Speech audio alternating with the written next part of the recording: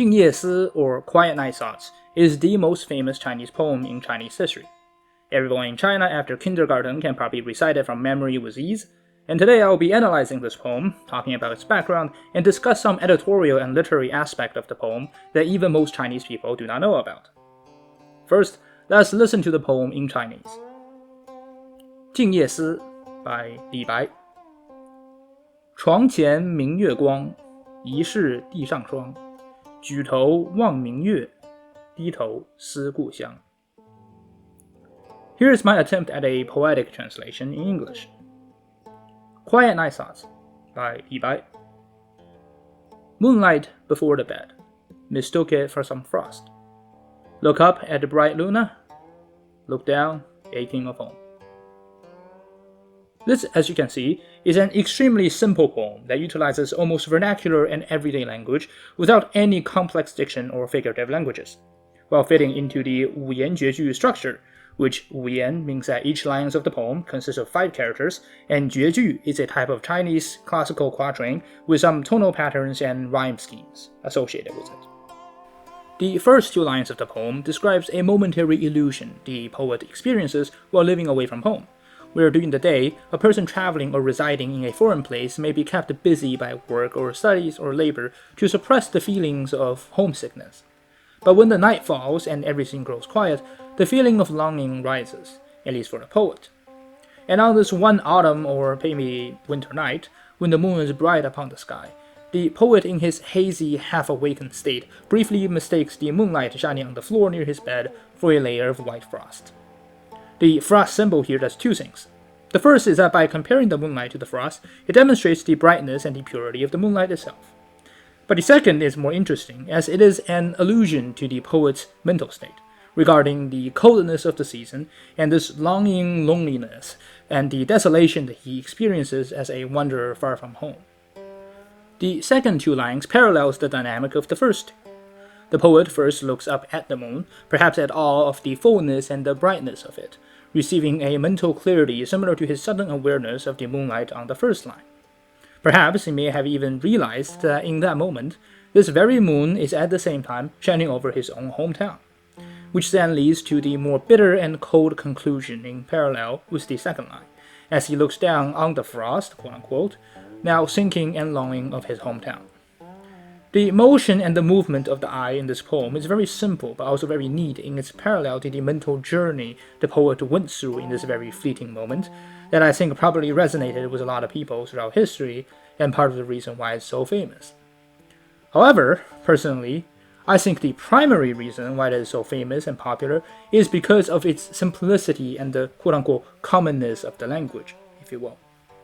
There is this popular perception from the public that poetry is something very artsy, elevated, and almost elite in a sense, especially in the way that it utilizes language. Now, do some poets think of it this way? Absolutely. Do certain poems read this way? Also absolutely. But is that what poetry ought to be? Absolutely not. I will use one of the most celebrated English poets to back me up, as I am an English major after all.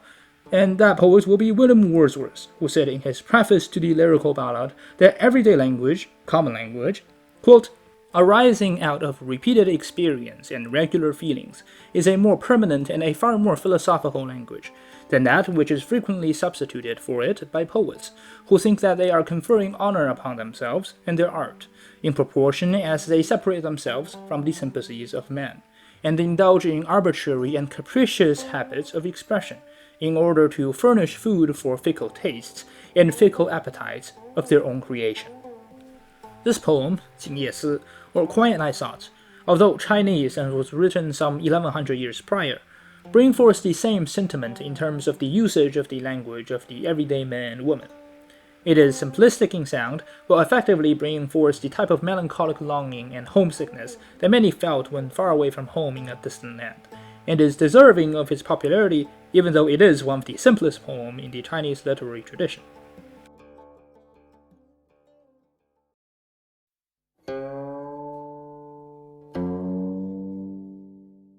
Now, with all the analysis stated, let's get into some of the quote-unquote controversies of the poem regarding the literary and editorial aspects of it. The main controversy, in my opinion, surrounds the definition of that first character, 床, which I chose to translate to bed. Now, for those who do not know, in the Chinese language, most if not all characters have multiple meanings associated with them depending on the context that the character was applied in. And there are also many other definitions and meanings that are only used during specific historical periods and contexts. Why does any of this matter? Because we need to kind of think about the logic behind the action that the poet is doing within the poem.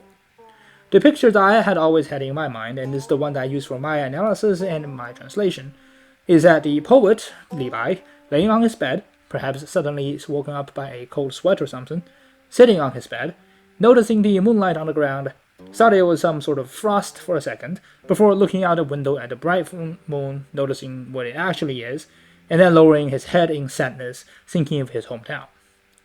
Sounds about right? Well, the issue appears because of the existences of other older versions of the poem. Now you might be wondering, wait, this is not the original version of the poem? Yes. In fact, this is one of the most modern, relatively speaking, version of the poem from the Qing dynasty. Specifically, it is the version modified in 1763, in the 28th year of Emperor Qianlong's reign, by poet and poetry anthologist Sun Zhu, nicknamed Heng Tang Tui Shi, or the retired scholar of the fragrant pond. His edition included 2 revisions of the poem from the Ming Dynasty's versions of Tang Ren Wan Shou Jue Ju, or 10,000 Quatrains of the Tang, and Qing Dynasty Kangxi-era poetry anthology Tang Shi Bie Cai, or an alternative selection of the Tang poems. He took those revisions into his own version in his own compilation, the extremely famous anthology Tang Shi San Bai Shou, or 300 Tang poems. It was from this point onward that the now standard version of the Quiet Night Thoughts became widely circulated throughout China and into modern kindergarten classrooms. Note that this took place in 1763. Li Bai, the original poet who wrote the poem, died in 762, a whole millennium after the original poet's death. Now, Chinese history is not lacking of traditional works, whether in art, literature, or music, being lost to time with only editorial versions surviving.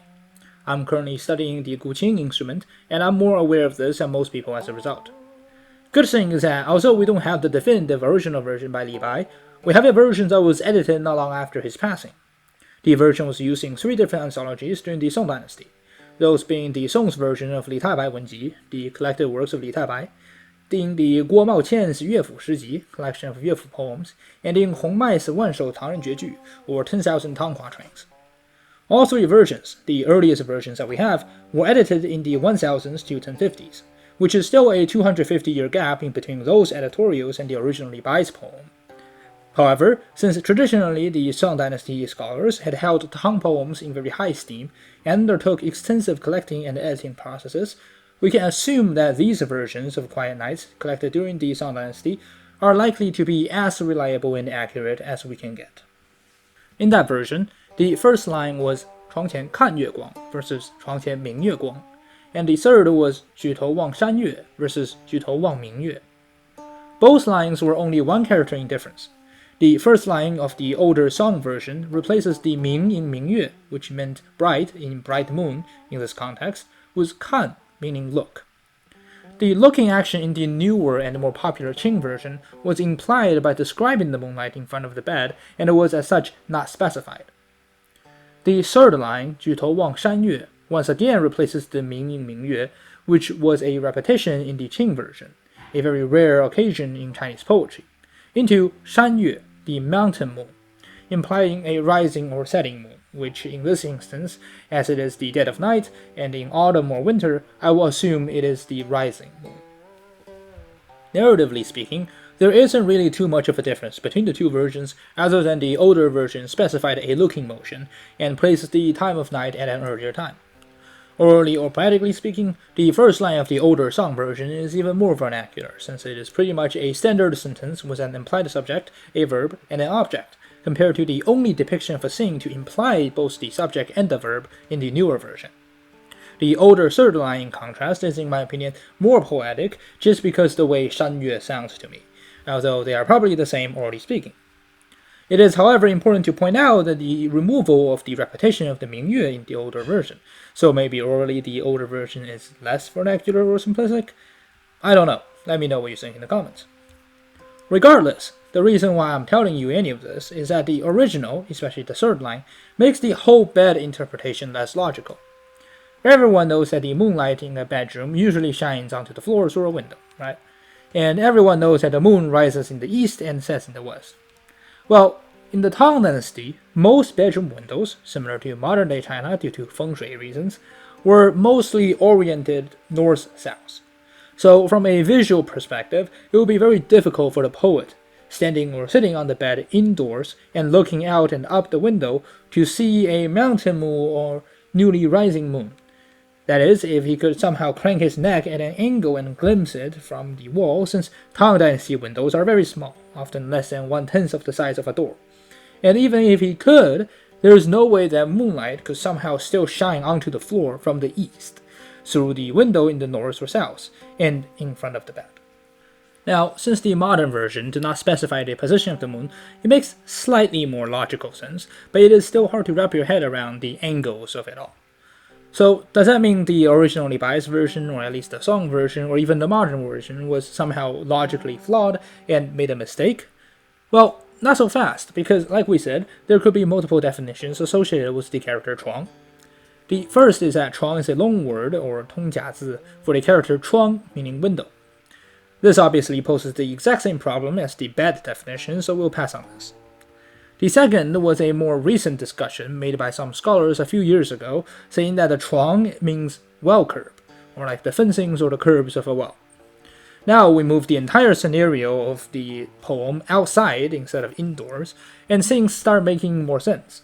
The poet might be bored one night, standing out in the yard, saw the moonlight shining on the ground, easily looking up at the moon now because he is outside, and have that little emo moment he indulged in afterward. Why standing right next to a well curb? Well, who knows, but that is one hypothesis.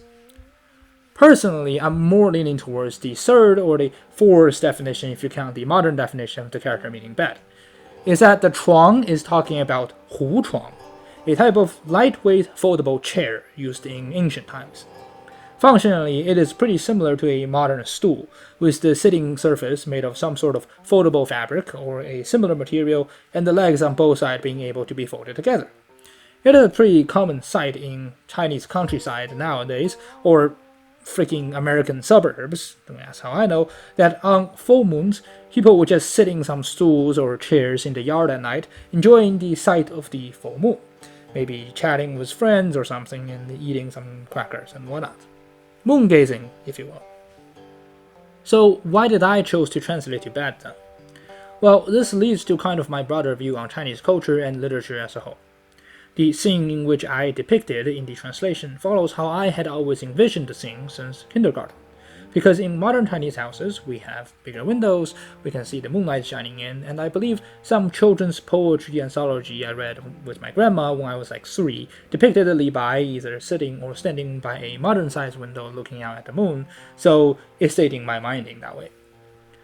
In this manner, the meaning of bed that chuang has fits perfectly with how I, as a modern Chinese, view the narrative, and is as such closer to my heart, and probably most people's heart, as I would imagine, than some poet from over 1200 years ago. And that's more important for me. According to some scholars, there could be at least 50 different versions of Quiet Night Thoughts, and honestly, it's difficult to say which manuscript is closest to the quote-unquote original. These so-called, quote, alterations were not just some random, selfish, arrogant act by individual poets who think that they know better than Li Bai, the drunken poet, the poet of the swords, the most well-known and famous poet in Chinese history. It is instead a process of creative participation by generations of readers and poets alike, who found this version to be more quote-unquote beautiful, more sonorous, and it was as such chosen, consciously or unconsciously, by millions of readers over time. Is the current popular version the best version? Well, I personally like the Shangyue one more, but what do I know? I'm just a Chinese dude that has lived in the US for 11 years and is an English major of all things. If the chair interpretation is even correct, who knows, is it? I don't know. Does it matter? Personally, I don't think so. The Quiet Night Thoughts we read today is not just a Tang poem written by a poet that has died 1200 years ago. It is instead the collective product of that over 1200 years of evolving aesthetic creations. Something a famous Guqin player by the name of Gong Yi once said had always stuck with me, and it's something along the lines of, culture is a flowing stream, but when it stagnates, it becomes dead and rot. And I think that fits perfectly here. Thank you so much for watching, liking, and subscribing, I assume. I have a literature Discord that I made if you all want to discuss literature with me. There's also a classical music Discord server if you're interested. I'm Z, and thank you for watching.